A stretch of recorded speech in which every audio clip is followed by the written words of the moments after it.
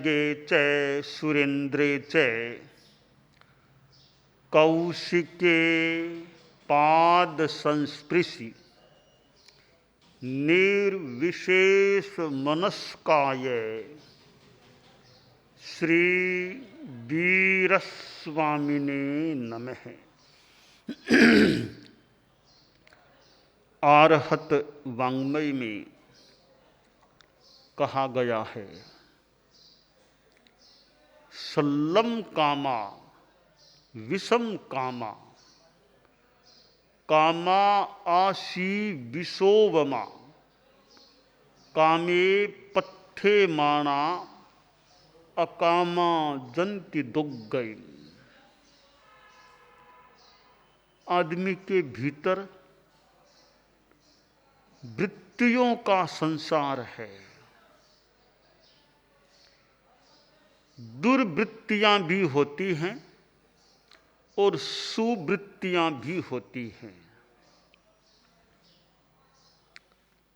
यूं भी कहा जा सकता है कि हमारे भीतर एक भाव जगत है। भाव शुभ भी होते हैं, सद भी होते हैं, अशुभ व असद भी होते हैं।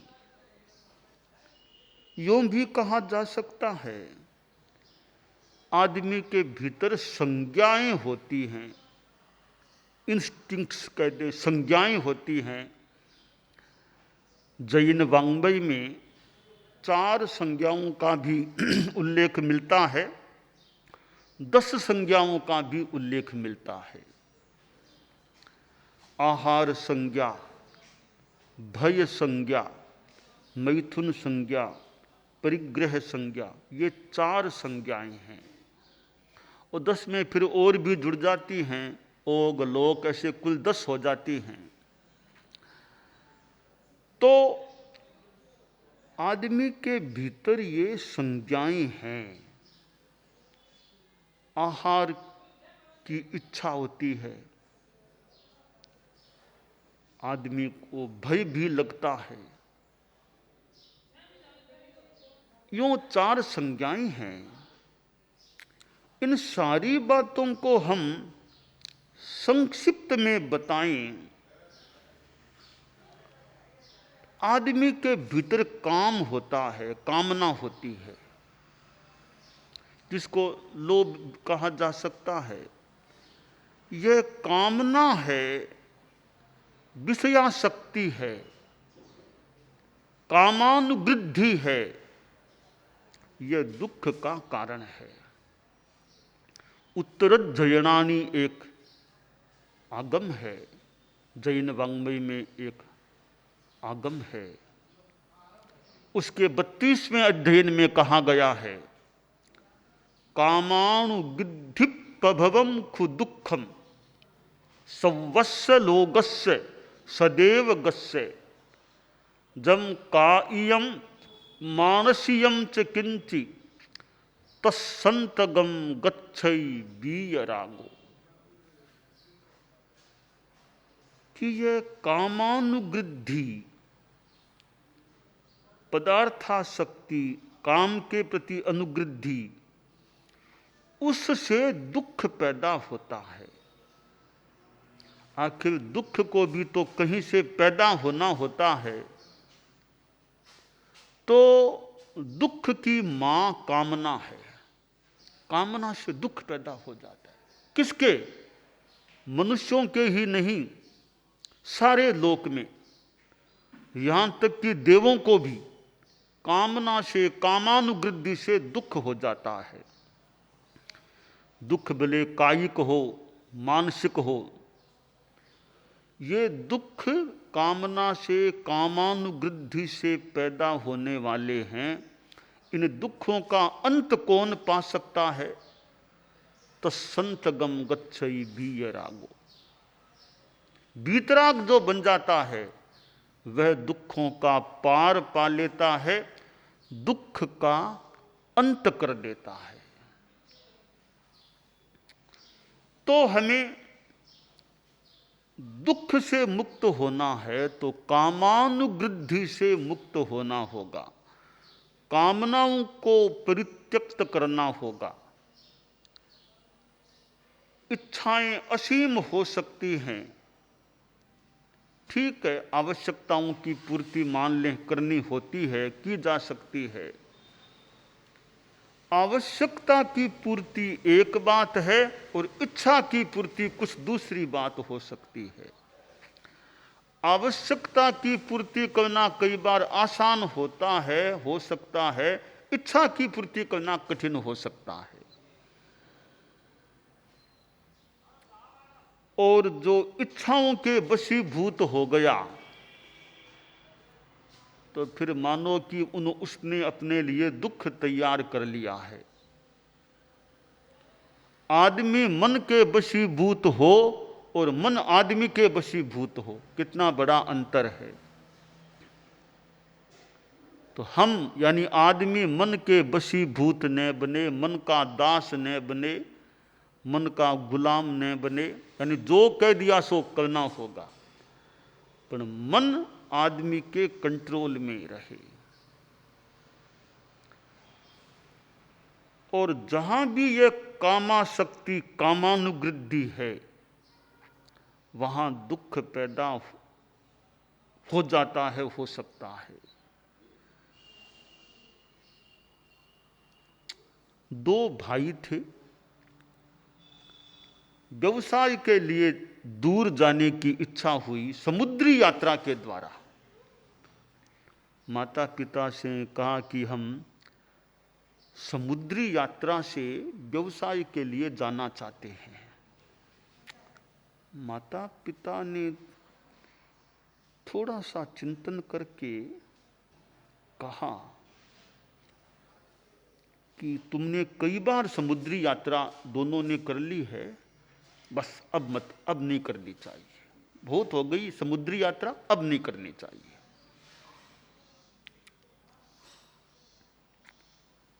पुत्रों की यह बात जची नहीं, कहीं हमारी तो इच्छा यात्रा करेंगे। अब माता पिता का मन नहीं है कि यात्रा अब करो, पर उनका ज्यादा मन, तो माता पिता की इच्छा के बिना ही यात्रा के लिए प्रस्थान कर दिया। यात्रा शुरू हुई, समुद्र को जहाज के द्वारा पार किया, एक नया प्रदेश आगे आ गया। और ऐसी कोई स्थिति बनी कि एक ऐसी एरिया में चले गए जहां एक देवी रहा करती थी।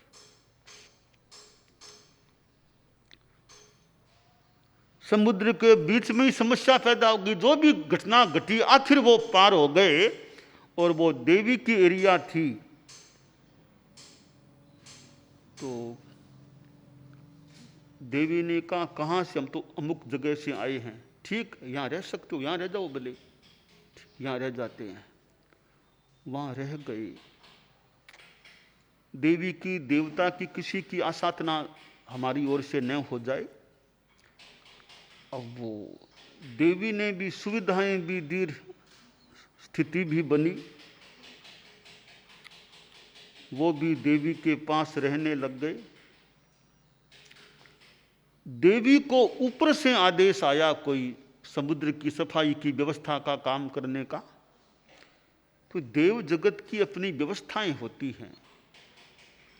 तो देवी ने उन दोनों से कहा कि मैं तो अभी कार्यवश जा रही हूं, कुछ समय लग जाएगा, मुझे कई दिन लग जाएंगे, तुम्हें एक हिदायत देकर जाती हूं, निर्देश, कि तुम इच्छा हो तो पूर्व की ओर घूम लेना, पश्चिम की ओर घूम लेना, उत्तर की ओर घूम लेना, दक्षिण की ओर मत जाना, उधर मत जाना, यह ध्यान रखना। तो ठीक है, बात सुन ली। देवी तो रवाना हो गई। इन्होंने सोचा रे दक्षिण की मनाही क्यों की है, क्या बात है। तो कई बार निषेध में वो उत्सुकता जागती है, निषेध किया तो देखें वहां क्या बात है, उत्सुकता जाग गई।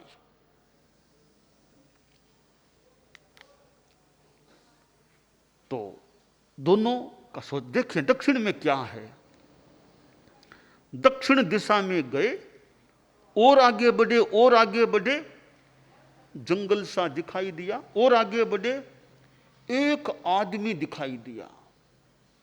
सूली पर आदमी मरने से थोड़ी सी पहले की दशा में था, और वहां आसपास हड्डियों का ढेर पड़ा था। ये भयावह दृश्य लगा। तो वो बेचारा मरणासन आदमी था, वो बोला, रे यहां तुम कहां आ गए हो, कहां फंस गए हो तुम? तो क्यों फंसने की क्या बात है? कि वो ना वो देवी, हाँ वो देवी है ना, हम उसी के पास रहते हैं, अभी तो वो गई है काम से।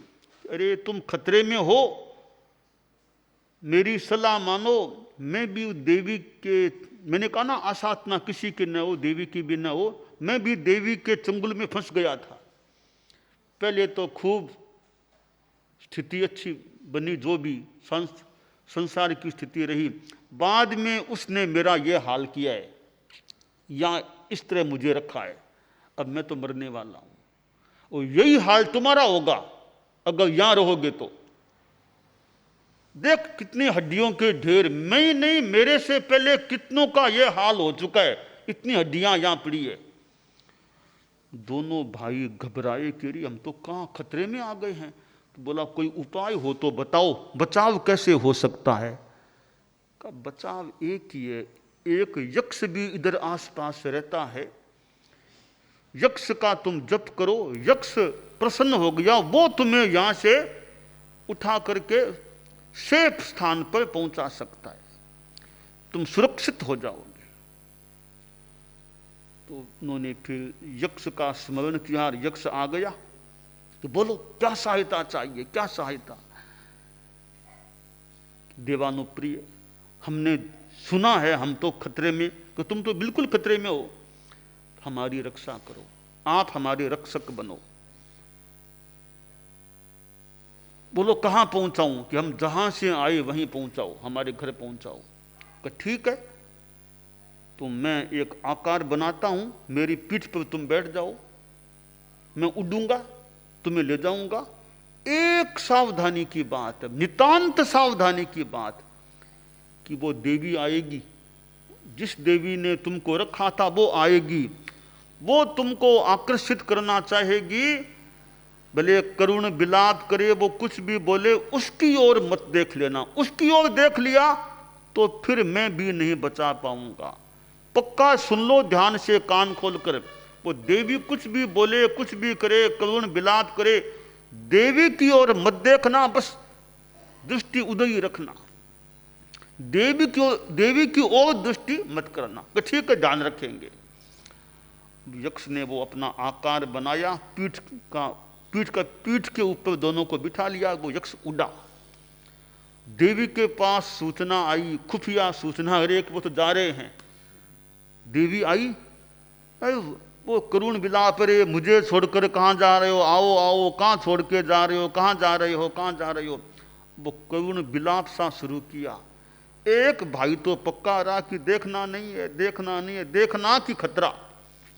तो दूसरा भाई थोड़ा वो कामाशक्ति मान लो, कुछ भी वो भाव आ गया, एक बार देख तो लूं देवी को। देखार तत्काल यक्ष ने उसको फेंका। जो ही फेंका, देवी ने मानो त्रिशूल में उसको पिरो लिया आदमी को। यह हाल किया उसका, शूल में पिरो लिया। एक तो जिसने नहीं देखा वो सुरक्षित रूप में अपनी जगह घर पहुंच गया है, वो जिस दूसरा था उसको तो मरना पड़ा। ये कामाशक्ति, कामना, मोह, आसक्ति आत्मा का भी नुकसान और जीवन का, शरीर का भी नुकसान हो सकता है। काम, इच्छा काम, मदन काम, दो प्रकार हैं काम के। काम के जाल में आदमी न फंसे। गृहस्थ हैं आप लोग, ठीक है, गारहस्थ्य में तो सांसारिक जीवन है, परिग्रह भी होता है कि गारहस्थ्य है तो अर्थ और काम ये जुड़े हुए हैं। गारहस्थ्य से, गारहस्थ्य के दो मनोपह्य हैं ये, अर्थ और काम। ठीक है, संसार है तो अर्थ और काम है, अर्थ और काम है तो संसार है। अब गृहस्थ को क्या करना चाहिए कि अर्थ और काम दो पहिए तो हैं, पर कोई कंट्रोल करने वाला चाहिए। गाड़ी कितनी तेज चले कितनी धीमी चले वो ड्राइवर ध्यान रखे ना। एक ड्राइवर को और बनाओ, पहिए तो दोनों है ही, एक ड्राइवर को रखो। कि ड्राइवर कौन होगा? वो है धर्म। धर्म को ड्राइवर के रूप में नियुक्ति दे दो उसको कि ध्यान रखो गाड़ी को कितनी क्या चलाना। तो अर्थ और काम तेज गति से न चले, गति सीमित रहे।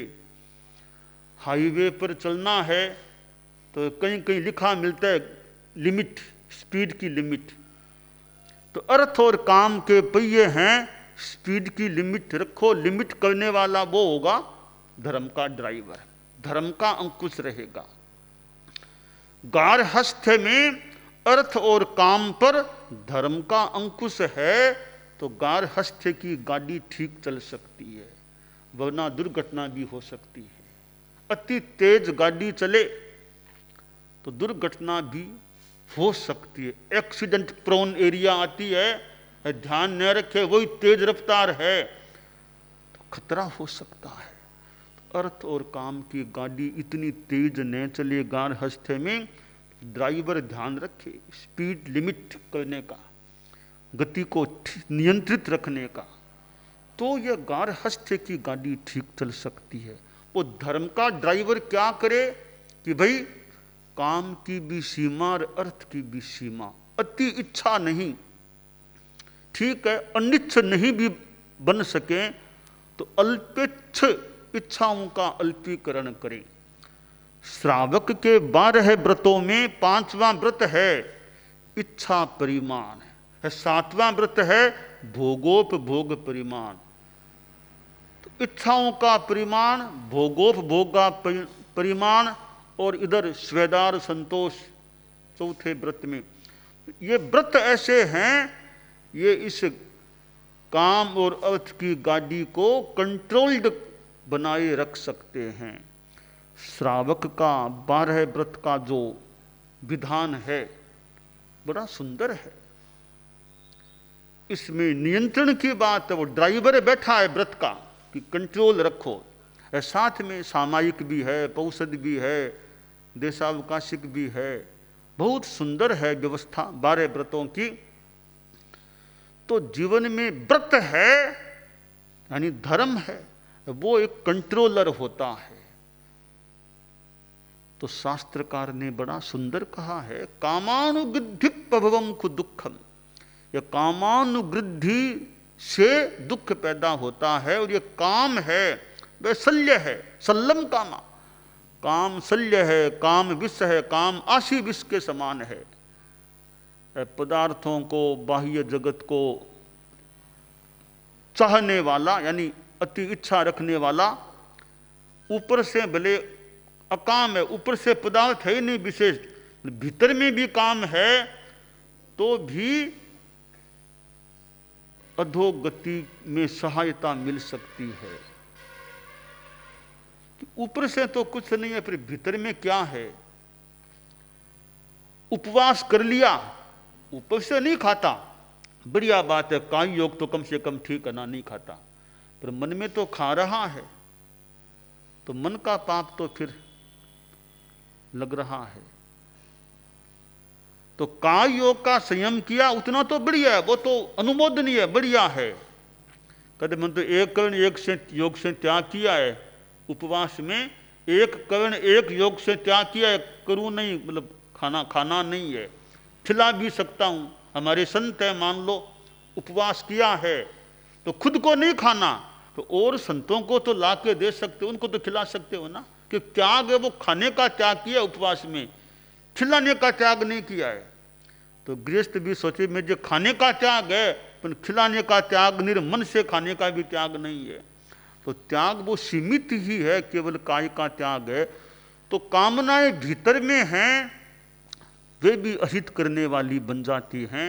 तो कामनाओं के संसार को छोटा बनाएं, हल्का बनाएं, कम बनाएं, यह गृहस्थों के लिए भी कल्याणकारी बात हो सकती है।